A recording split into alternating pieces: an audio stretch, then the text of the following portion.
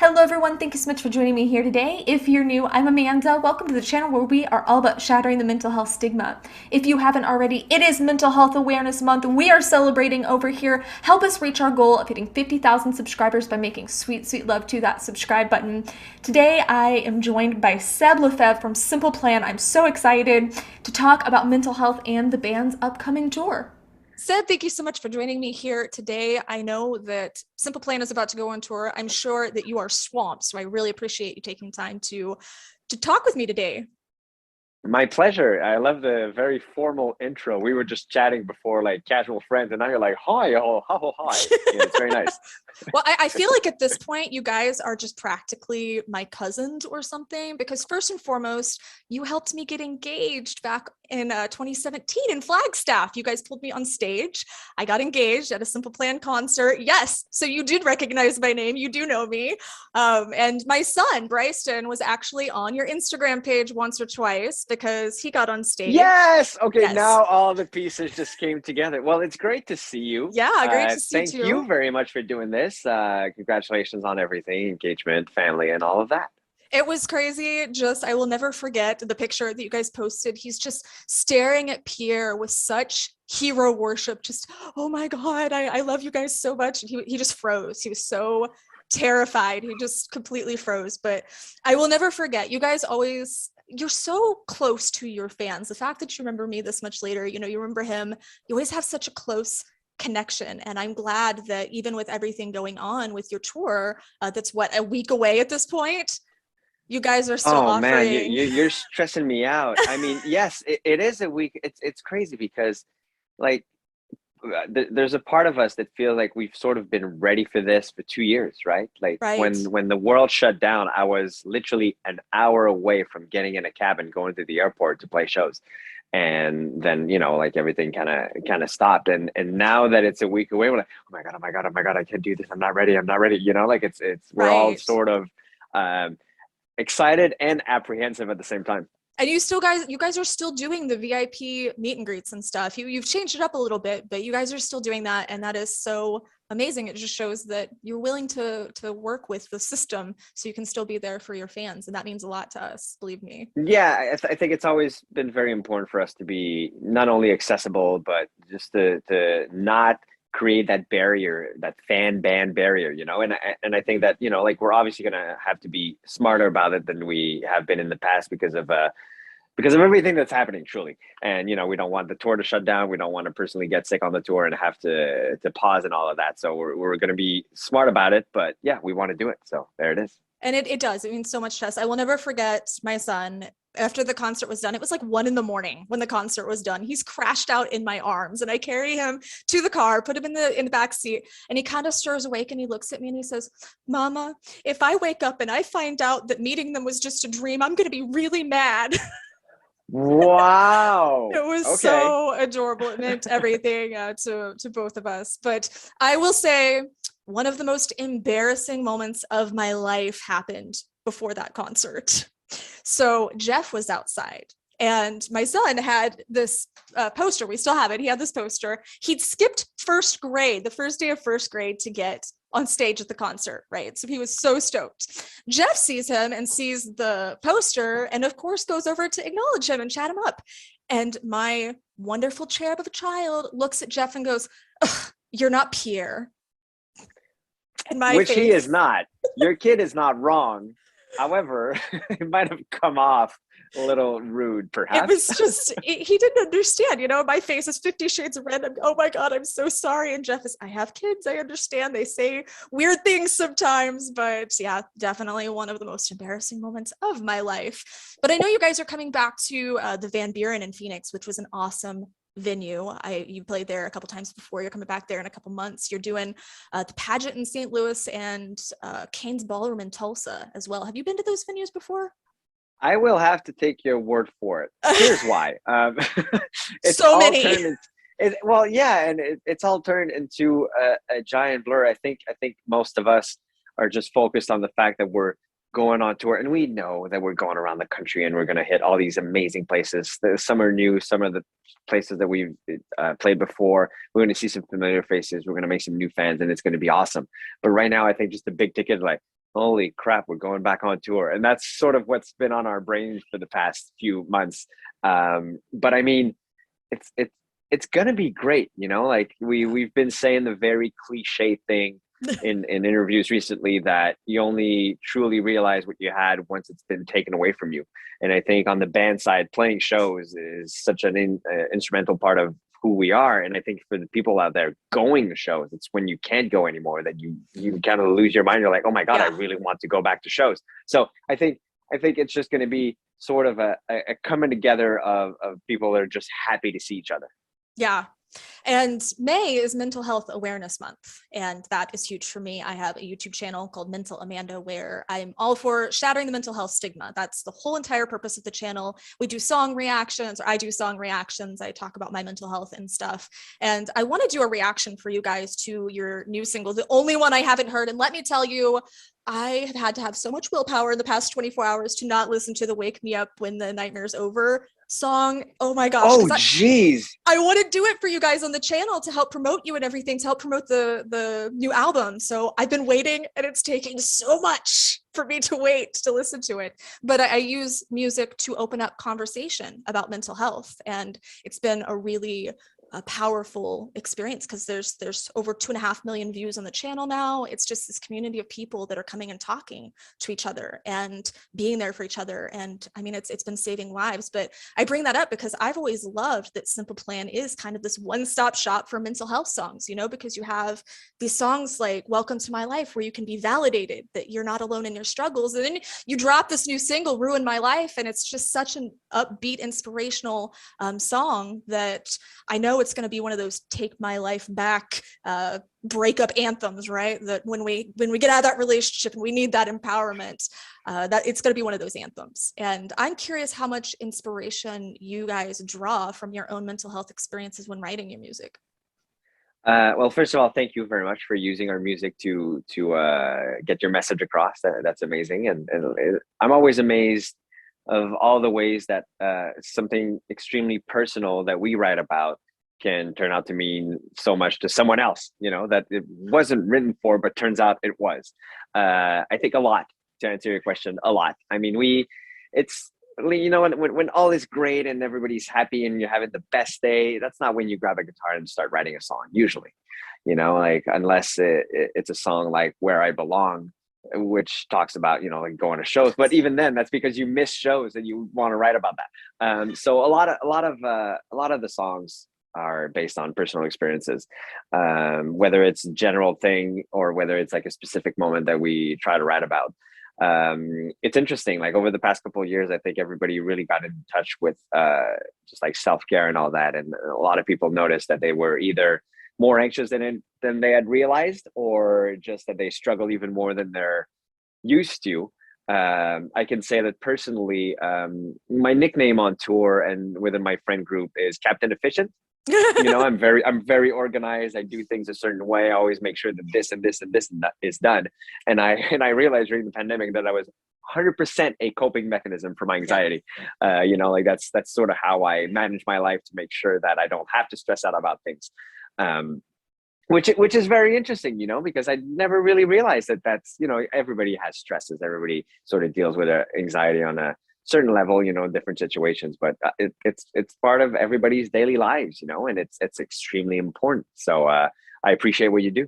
Thank you so much. I've always appreciated what you guys do. You were talking about anxiety. How do those symptoms show up for you specifically? Because I know it's kind of different for every person. Oh man, usually it's just like kind of like spinning wheel in my head, or terrible sleep, but mostly I would have to say that personally it's mostly the spinning, and then I start obsessing on little details. Not that they're not important, but they're not part of the big picture, and Right. but that's still what I obsess on. But you know, like, I mean, my wife really helps, my daughter really helps. Just like a routine also helps. But I mean, it's just, to me, the biggest milestone I achieved in dealing with my own personal issues was just being aware of them. Yeah. You know, and as you mentioned earlier, like, everybody that I know feels like they're the only ones going through something when they are, and everybody that I know is going through something, which only means that you're not alone. Everybody goes through things, you know? So like talking about it and just like realizing, okay, I'm not actually freaking out right now. My brain is just spinning.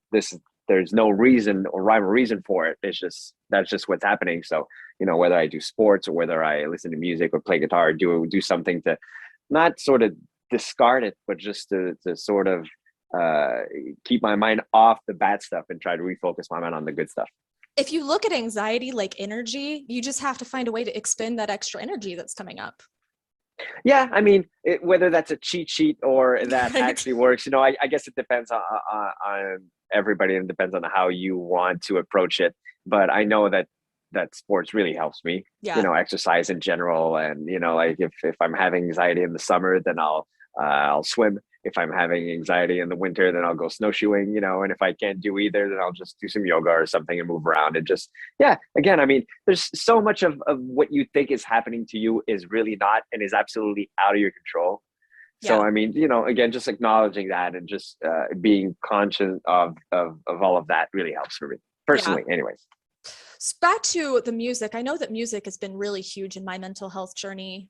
Obviously, I went through a lot of dark times, and you guys, Linkin Park, those are my two go-to bands to really help me through that. And in 2018, I almost lost my life to suicide, and I wouldn't be here had a song not came on at the right place and time. I was literally on a ledge ready to jump, and had the song not come on, I would not be here. Has there ever been a time where you were in a dark place and music was there for you, whether your own music or maybe another artist? Yeah, no, absolutely. You know, I think I remember there's a handful of albums that have been extremely significant and meaningful for me in my life. I can't say that I've been in a place as dark as the one you just described, but I know that when I was younger, you know, like when all the emotions just kind of pile up when you're a teenager and all that, like everything's enhanced thousandfold by the hormones and all of that. And I just remember listening to Jimmy Eat World Clarity, like that album was just everything that I was feeling in that moment. And that if that album wasn't in my CD player at the time, I would have been much sadder. So that is one of the big ones for me. That's a good one. For me, every Simple Plan album has a message. And you know what? I think I can be the authority on the matter because I've heard every single one approximately a bajillion times. So I think I can A be authority. bajillion time. That's a good amount of time. Huh. A Very lot, nice. a lot. But what do you want the takeaway message of the new album to be? I think the takeaway message. I'm sorry, I got these new headphones and my ears seems to be pushing them out.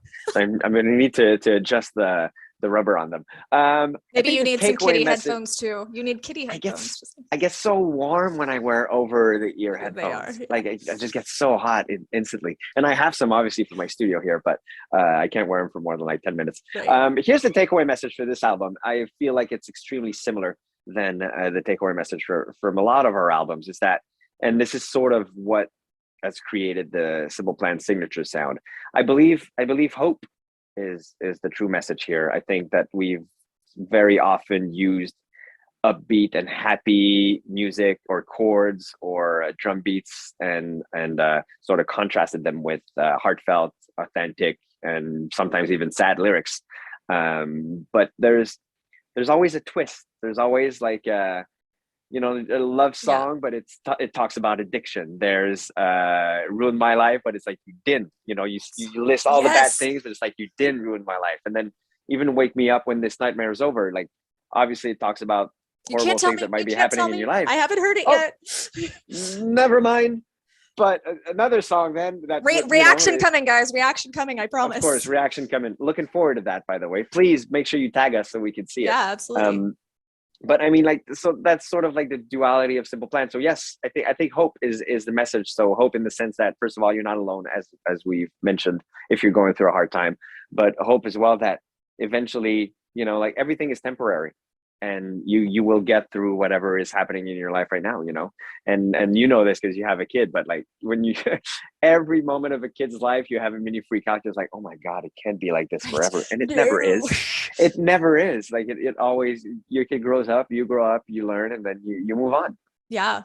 So being around someone, because I know that David, who's no longer with the band, but I know he struggled with a lot of mental health concerns and things like that.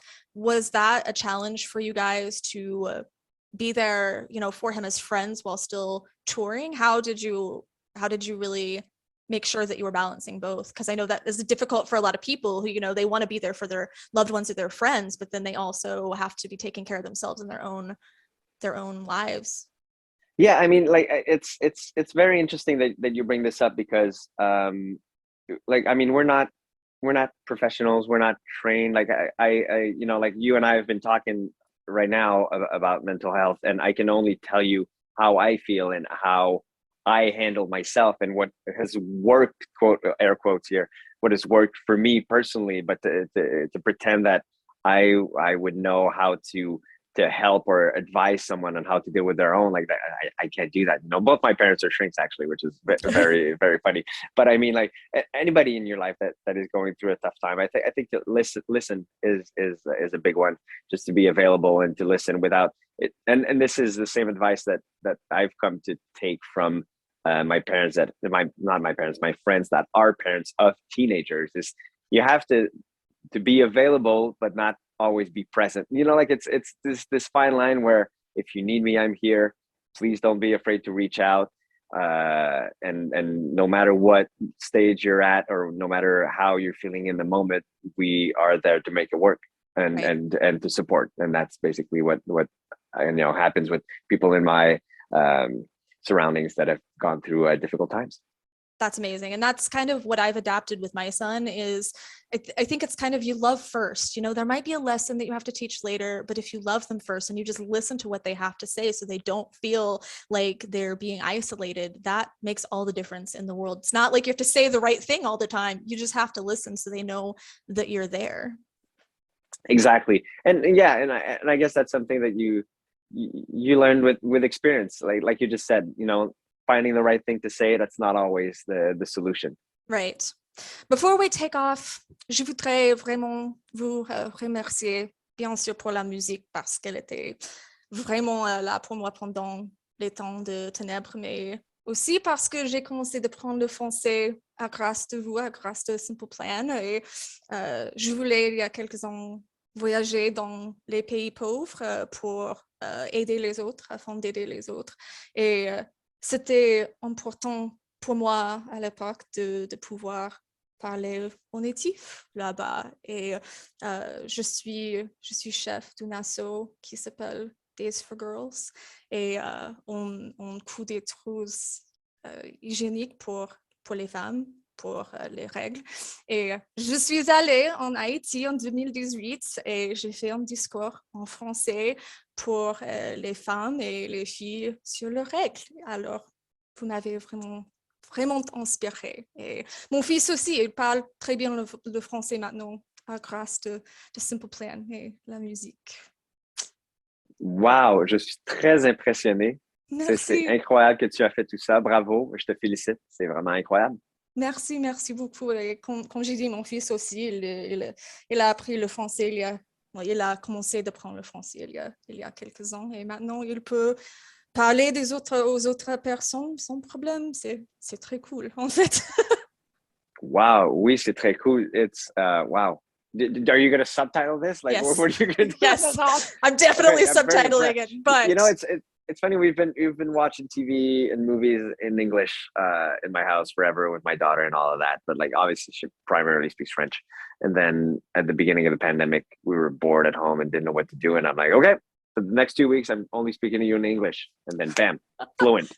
right? Full blown English now. So, Yeah. congrats to you. Congrats to your son learning French. Thank you.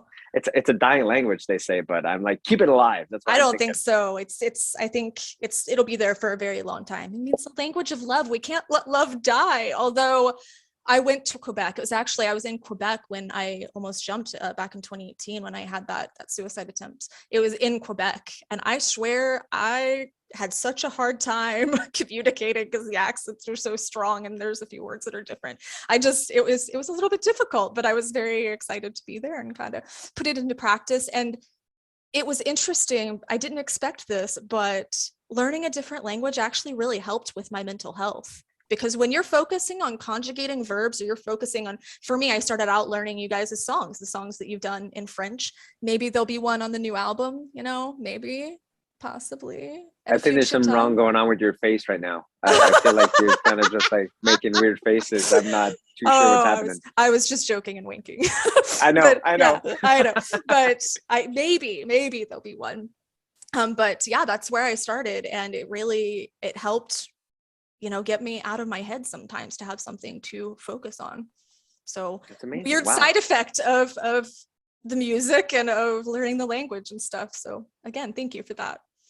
You're absolutely welcome, and happy we could be part of all of that. I do hope that you guys have new merch on the tour. You guys are going to have new merch, yes? Because our shirts here are getting a little bit worn out. This is my son's. Yeah. It used to be white. I don't know if you can tell. It's so worn out. I think we have new merch now. Is it on the website? Have some, and then we're definitely going to have some. That's awesome. We're going to have some tour merch as well. And I mean, merch is fun.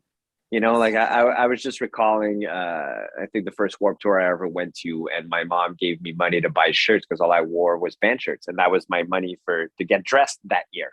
And I bought five band shirts, and I was just like, wow, this is so awesome. So I had 5 new band shirts for the whole year till the next Warped Tour. So it's officialsimpleplan.com, right? For anyone who wants to check out the tour, check out the merch. Yeah, and if you just go on our Instagram, like everything's there. If you just go on our Facebook, everything's there. That's always just at Simple Plan. It's very easy. And you never know, you might see my child on there again if we end up going to the concert together in Phoenix. Yeah. For sure. I can just assume that that's going to happen again. Thank you so much for taking the time. Like I said, I know you're swamped. I really appreciate it. Pleasure. I will see you soon. I'll see you soon. See you at the show. Yep. Bye. Bye-bye.